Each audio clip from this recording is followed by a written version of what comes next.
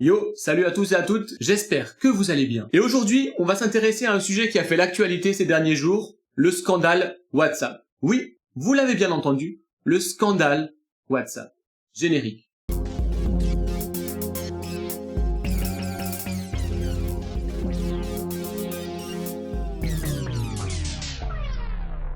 Et oui, depuis quelques jours, WhatsApp a informé ses utilisateurs que ses conditions générales d'utilisation allaient évoluer. On va juste réexpliquer ce qu'est WhatsApp pour les deux du fond, pour papy et mamie. Non en fait, puisque même papy et mamie pendant le confinement se sont mis à utiliser WhatsApp. WhatsApp, c'est une application de messagerie instantanée sur laquelle on peut s'envoyer des messages, des fichiers, des photos, des vidéos, des notes vocales, bref, à peu près tout ce qu'on peut s'envoyer via beaucoup d'autres applications.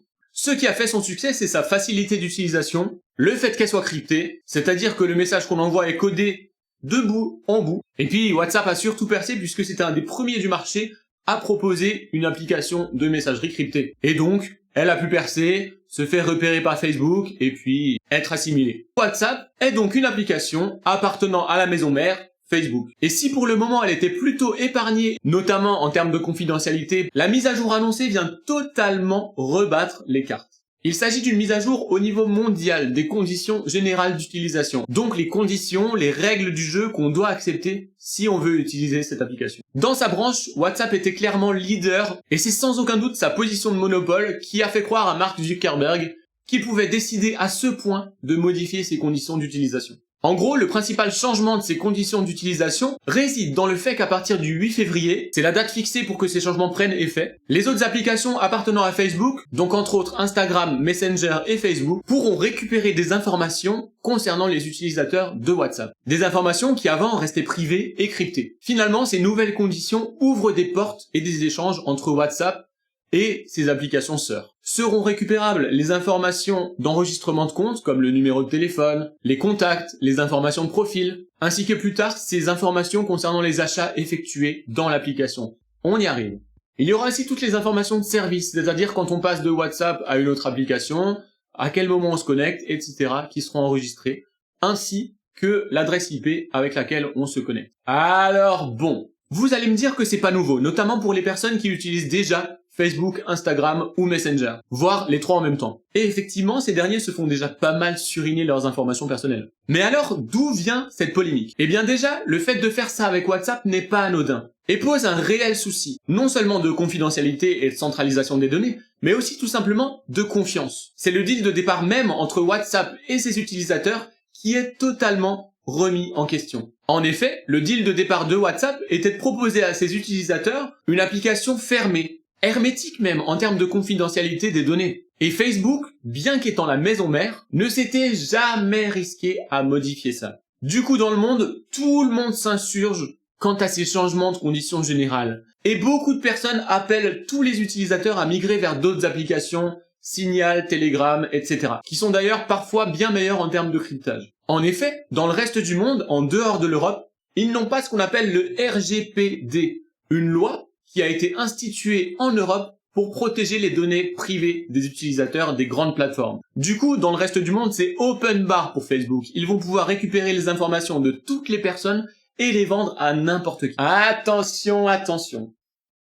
Nous sommes en France. En France, comme dans le reste de l'Europe et même au Royaume-Uni, il y a ce qu'on appelle le RGPD, qui protège les données privées et qui le fait plutôt bien. En effet, cette loi indique que les applications qui récupèrent les données et qui les combinent doivent avoir un intérêt légitime, c'est-à-dire une vraie bonne raison de le faire. Or, la raison de se faire de l'argent et de vendre ces données à n'importe qui les yeux fermés n'est pas une bonne raison et ne rentre pas dans le cadre de la loi. Donc, en Europe et pour tous les ressortissants européens, leurs informations ne pourront pas être récupérées comme cela. Et c'est déjà le cas d'ailleurs pour nos informations sur Facebook ou sur Instagram, qui obéissent à des règles de traitement strictes.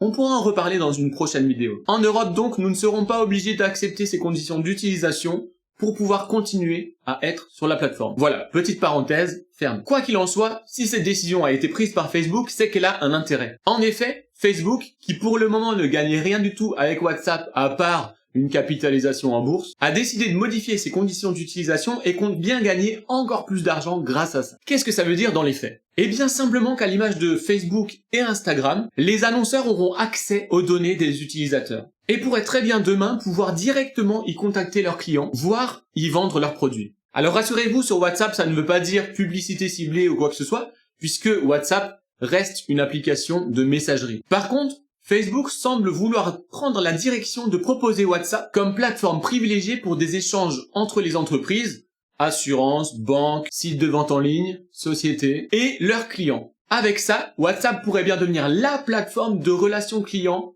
nouvelle génération. Service après-vente, conseiller clientèle, souscription de contrat, etc.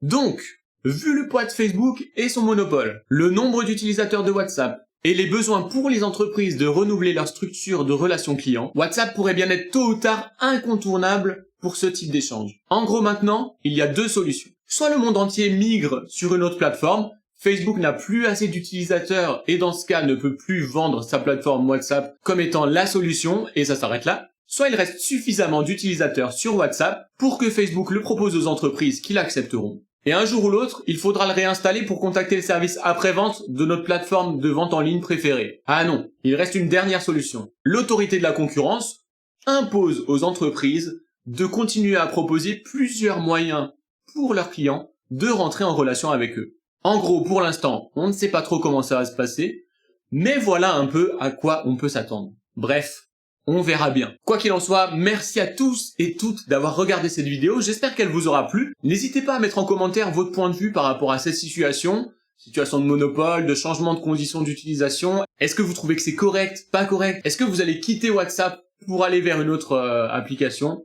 Voilà, n'hésitez pas à me faire vos retours, je suis preneur de tout. Si cette vidéo vous a plu, n'hésitez pas à voir les autres. Et comme je démarre, si la chaîne vous plaît, n'hésitez pas à mettre un pouce, à vous abonner, et on se retrouve bientôt pour de nouvelles aventures. En attendant, prenez soin de vous, soyez bénis, et à la prochaine. Ciao!